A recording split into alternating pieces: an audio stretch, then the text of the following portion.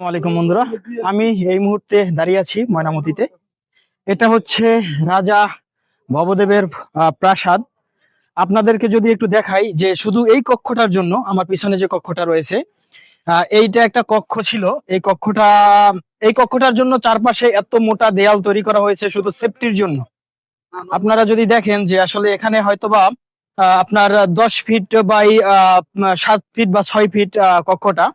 এটার জন্য এই যে পুরো যে জায়গাটা জুড়ে কিন্তু বিশাল দেয়াল দেওয়া হয়েছে শুধুমাত্র তখনকার যে শাসনামল ছিল। এই সেফটির জন্য কিন্তু আসলে এরকমের কক্ষগুলো তারা পরিকল্পনা করে ডিজাইন করে কিন্তু আসলে এটা তৈরি করেছেন।